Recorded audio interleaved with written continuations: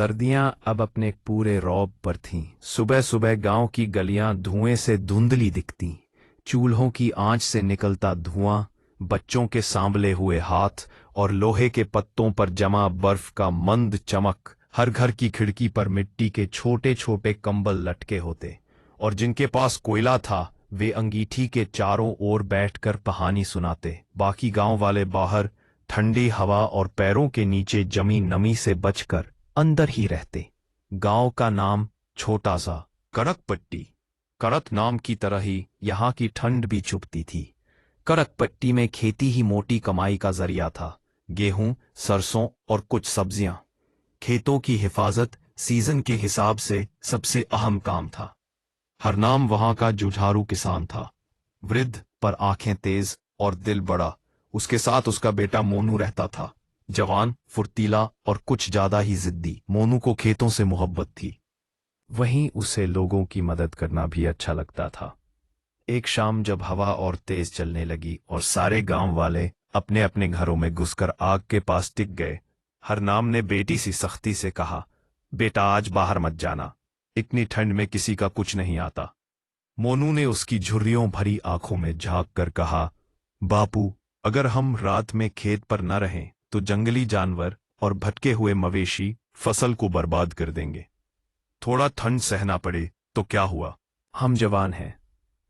हरनाम का मन बेचैन तो हुआ, पर बेटे की जिद देखते हुए उसने सिर हिलाकर मान लिया। मोनू ने अपनी पुरानी ऊनी शॉल सिर पर लटकाई, लोहे की टोकरी में कुछ सूखी लकड़ियां भरी और चल दिया। गांव की गलियां सुनसान थीं, कहीं से गिट्टी का ठंडा शोर, कहीं से किसी कुत्ते की दूर भौंक, और ऊपर से चांद धुंधले बादलों के पीछे छिपा हुआ था। खेत पहुंचकर मोनू ने आग जलाई।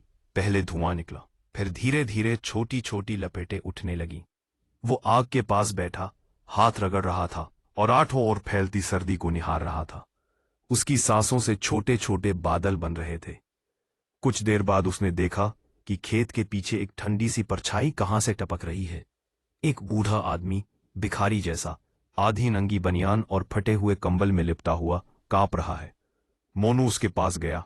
आदमी के चेहरे पर ठंडी हवा की निशानियां थीं, फटी होंठ, कांपते हाथ और आंखों में एक थकान की परत। मोनू ने बिना सोचे वह जो कर सकता था कर दिया। अपनी शॉल धीरे से उतारी और उस बूढ़े के कंधों पर रख दी। भिखारी की आंखें भर आई। उसने धीरे से कहा, नाबालक, तू खुद ठंड से बचेगा कैसे? मोनू ने मुस्कुराकर जवाब दिया, मेरे पास थोड़ी गर्मी है, आप ओढ़ लो। आग के पास लौटते हुए मोनू ने महसूस किया कि उसकी उंगलियां अब ज्यादा सुन्न हो रही हैं। उसने आग में एक एक करके लकड़ियां डाली, पर ठंड और तेज हो रही थी। रात जब गहरी हुई तो हवा के तेज झोंकों ने आग की लपटों को बुक्का दिया। कुछ देर के लिए आग लगभग बुझ गई।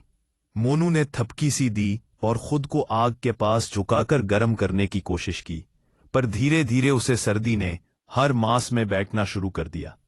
वो सुबह तक वहां बैठा रहा। पहरेदारी भी थी, पर उसकी सांसें घनी और धीमी होती चली गईं।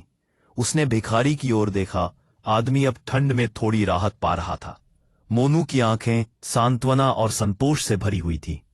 उसने सोच लिया था, अगर मेरी एक शॉल किसी की रात बचा दे सकती है तो वही असली जीत है।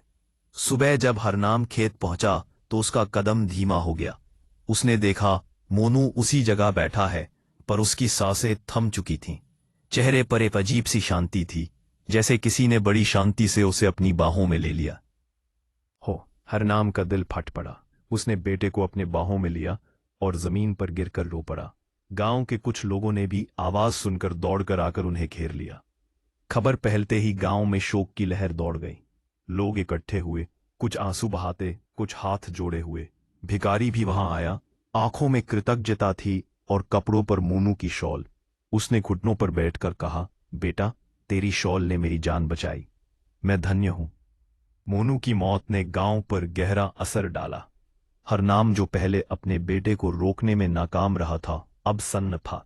उसने सबके सामने अपना दर्द जाहिर किया, पर तभी मोनू की आखिरी बात सबकी जुबान पर गूंज उठी, ठंड से कांपना बुरा नहीं, ठंडा दिल रखना बुरा है। उस रात के बाद कड़कपट्टी बदल गया। लोग बस शोक तक सीमित नहीं रहे, उन्होंने ठंड के बीच भी एक नई जिम्मेदारी अपनाई।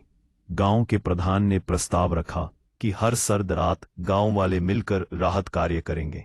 गरीबों के लिए कंबल, बूढ़ों के लिए लकड़ी और अकेले लोगों के लिए खाना। किसान मिलकर फसल की रखवाली का शिफ्ट बनाते ताकि कोई भी बाहर अकेला न रहे। यह परंपरा मजबूत होती गई। मोनू का नाम हर साल सर्दियों के आरंभ में लिया जाने लगा। लोग कहते मोनू की रात, और उसी दिन कंबल बांटे जाते। बच्चे स्कूल में मोनू की कहानी सुनते और समझते कि मानवता की गर्मी किसी भी आग से बड़ी होती है। हरनाम के सिर पर अब सफेद बालों के साथ एक नई संतुष्टि भी थी। उसने देखा कि उसके बेटे की छोटी सी बलिदानी ने पूरे गांव को बदल दिया। वह अक्सर खेत के किनारे खड़े होकर आसमान की ओर देखता और कहता, बेटा, तूने हमें सिखा दिया कि सही गर्माहट बांटने में है। कई साल बीत गए। कड़क पट्टी में अभी भी ठंडी आती थी, पर लोग अब पूर्व की तरह डरते नहीं थे। वे जानते थे कि बुनियादी गर्माहट, प्यार, दया और साझा करना किसी भी सर्दी को कम कर देती है।